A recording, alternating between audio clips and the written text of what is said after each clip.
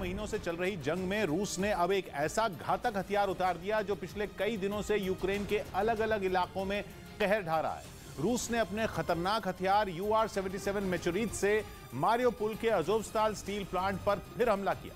अब तक यूक्रेन ही रूस के इस बेहद मारक हथियार का इस्तेमाल अपने रिहायशी इलाकों पर करने का आरोप लगाता रहा, लेकिन अब तो खुद रूस की मीडिया ने उसके हमले का एक वीडियो जारी किया, जिसमें बारूदी सुरंगों को तबाह करने वाला रूस का यह हथियार अज़ोवस्ताल स्टील प्लांट पर हमले की तैयारी करता नजर आया। पहले यह गरजते हुए प्लांट की तरफ बढ़ा और इसके बाद जैसे ही टारगेट सेट हुआ, रॉकेट दाग दिया गया। स्टील प्लांट की तरफ बढ़ता रॉकेट अपने साथ कई किलो विस्फोटक से भरे एक पाइप को लेकर निशाने की तरफ उड़ गया और विस्फोटक से भरा पाइप जैसे ही टारगेट पर गिरा, वहां एक जोरदार धमाका हुआ। धमाके के बाद वहां से धूल और धुएं का एक बड़ा सा गुबार उठता नजर आया। रूस की मीडिया की तरफ से दावा किया गया कि रूसी सेना ने अज़ोवस्ताल प्लांट की एडमिनिस्ट्रेटिव बिल्डिंग को निशाना बनाया, जहां यूक्रेन के कुछ सैनिकों के छिपे होने की आशंका थी। उधर यूक्रेन से जारी युद्ध के बीच रूस के बेलग्राद शहर में फिर बड़ा हमला हो गया। इस बार वहां रूस के एक हथियार डिपो को निशाना बनाया गया।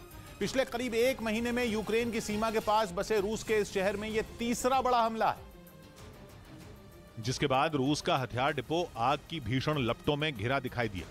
वहां लगी आग इतनी भयानक थी कि उसकी लपटें कई किलोमीटर दूर से भी साफ दिखाई पड़ रही थी, जबकि उससे निकल रहा काला धुआं पूरे इलाके में फैलता नजर आया। जैसे जैसे वक्त बीतता गया, हथियार डिपो में लगी आग और भी भयानक होती गई और तभी अचानक वहां एक तेज धमाका हुआ। इसके बाद तो रूस का वो हथियार डिपो किसी धधकते हुए ज्वालामुखी की तरह दिखाई दिया। कई घंटों तक वो इसी तरह आग की लपटों के बीच घिरा रहा और वहां से रह रहकर धमाकों की आवाजें आती रहीं, जिसने वहां से कई किलोमीटर दूर रहने वाले लोगों को भी दहलाकर रख दिया। रूस के मुताबिक उनके हथियार डिपो पर यह हमला सुबह करीब 3:30 बजे किया गया, जिसकी तस्वीरें वहां लगे एक सीसीटीवी कैमरे में रिकॉर्ड हो गई और सीसीटीवी कैमरे में रिकॉर्ड हुई तस्वीर में एक तरफ से तेजी से आता एक आग का गोला दिखाई दिया, जो धीरे धीरे जमीन से आसमान की तरफ उठता गया। कुछ सेकंड के बाद ही वो गोला एक इमारत से टकराया और वहां एक धमाका होता नजर आया। बताया गया कि इसी हमले में हथियार डिपो तबाह हो गया। रूस ने दावा किया कि मिसाइल से किए गए इस हमले के पीछे यूक्रेन है, जिसने अब रूस की सीमा में घुसकर वार करना शुरू कर दिया। बेलग्राद प्रशासन के मुताबिक यूक्रेन की सीमा से लगने वाले 2 और इलाकों में धमाकों की आवाजें सुनी गई। बताया गया कि उन इलाकों में यूक्रेन के ड्रोन हमले की तैयारी में थे, तभी उन्हें मार गिराया गया। मतलब अगर इन दावों पर यकीन किया जाए तो यूक्रेन अब रूस की सीमा के अंदर अपने ड्रोन भेजकर उसके अहम ठिकानों को निशाना बना रहा है, क्योंकि पिछले एक महीने में रूस के तेल और हथियार डिपो पर बार बार हमले हो रहे हैं। एक महीने के भीतर रूस के अहम ठिकानों पर हमले की ये 5वीं घटना है। अभी 2 दिन पहले ही रूस के ब्रियान शहर में एक तेल डिपो को तबाह कर दिया गया था, जबकि इसी महीने की शुरुआत में बेलग्राद में एक तेल डिपो और एक हथियार डिपो को निशाना बनाया गया था। रूस ने इन सभी हमलों के लिए यूक्रेन को ही जिम्मेदार ठहराया। उसके मुताबिक जिस तरह से यूक्रेन की सीमा के पास के रूसी इलाकों को निशाना बनाया जा रहा है, उसके लिए कीव में बैठकर ही रणनीति बनाई जा रही है। हालांकि यूक्रेन की तरफ से किसी भी हमले के बाद अब तक कोई बयान नहीं आया। और ये धमकी रूस के विदेश मंत्रालय की प्रवक्ता ने दी। उन्होंने चेतावनी देते हुए कहा कि अगर यूक्रेन को हथियारों की मदद जारी रही तो वो इन देशों में नेटो के सैन्य ठिकानों को बर्बाद कर देगा।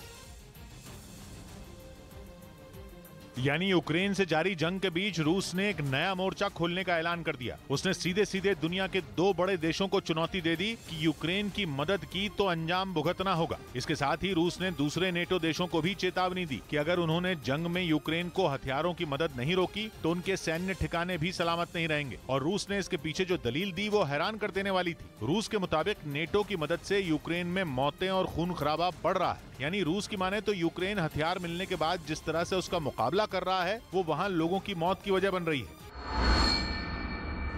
और रूस के विदेश मंत्रालय की प्रवक्ता का यह बयान तब सामने आया जब ब्रिटेन के रक्षा मंत्री ने यूक्रेन की सीमा के पास रूसी शहरों पर हो रहे हमलों को सही ठहरा दिया, जिसमें उन्होंने 2 दिन पहले रूस के एक शहर ब्रियांस्क पर हुए हमलों का भी जिक्र किया। ब्रिटेन के रक्षा मंत्री के मुताबिक अगर रूस पर हुए इन हमलों के पीछे यूक्रेन है तो वो उसके साथ खड़े हैं। उन्होंने तो यहाँ तक कह दिया कि रूस के शहरों पर हमले के लिए यूक्रेन अगर दूसरे देशों से मदद के तौर पर मिल रहे हथियारों का इस्तेमाल भी करता है तो वो पूरी तरह जायज है। बस उनके इसी बयान ने रूस के विदेश मंत्रालय की प्रवक्ता को भड़का दिया, जिसके बाद उन्होंने नेटो देशों के सैन्य ठिकानों पर हमले की चेतावनी दे दी। हालांकि बाद में रूस ने उनके बयान से किनारा करते हुए उसे एक उकसाने वाला बयान बता दिया।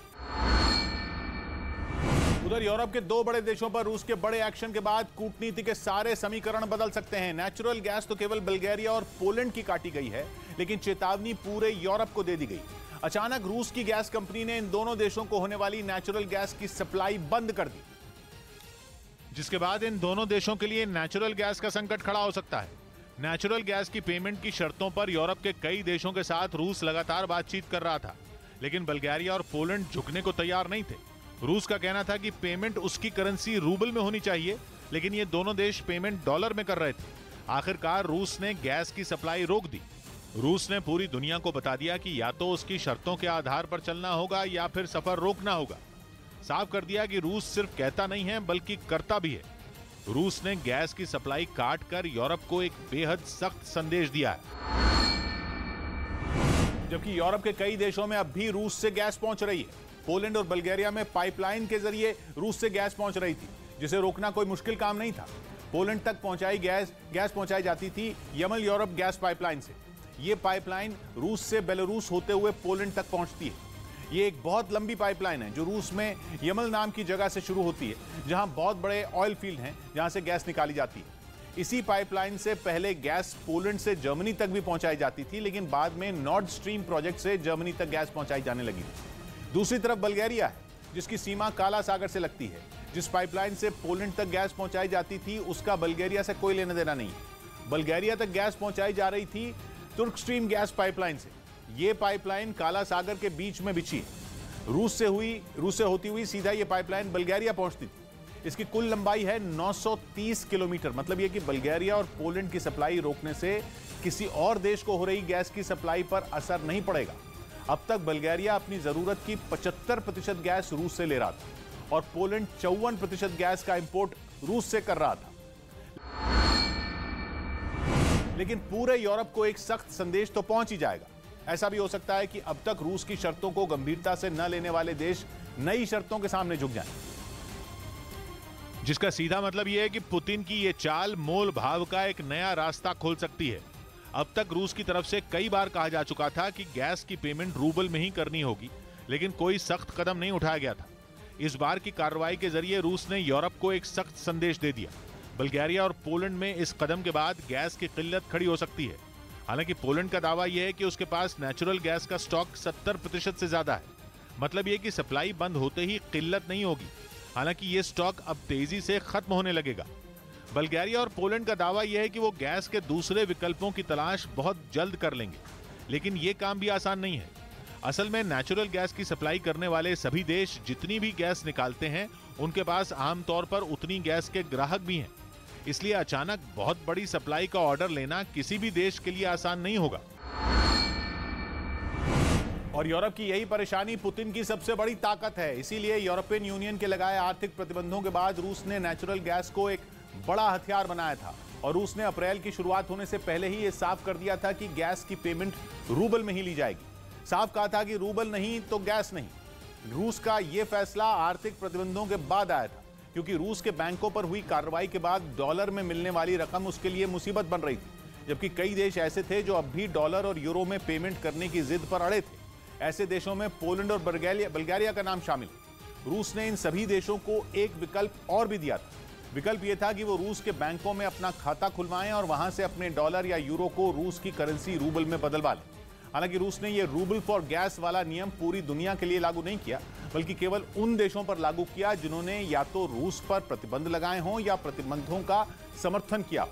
रूस ने 7 मार्च को ही ऐसे 30 देशों की लिस्ट बनाई थी। इनमें यूरोप के सारे देशों के अलावा अमेरिका, जापान, ब्रिटेन और दक्षिण कोरिया जैसे देश भी शामिल थे। इन्हें रूस अनफ्रेंडली कंट्रीज कह रहा था। उसने ये लिस्ट बना ली थी 7 मार्च को, जबकि इन देशों को रूबल में पेमेंट से जुड़ा आदेश दिया गया मार्च के आखिरी हफ्ते में।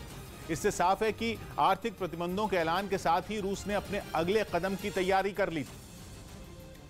लेकिन ऐसा नहीं है कि रूस की इस तैयारी की यूरोप को कोई खबर नहीं थी। हकीकत तो यह है कि यूरोप के लिए रूस का फैसला चौंकाने वाला भी नहीं है, क्योंकि गैस के बदले रूबल पर छिड़े विवाद के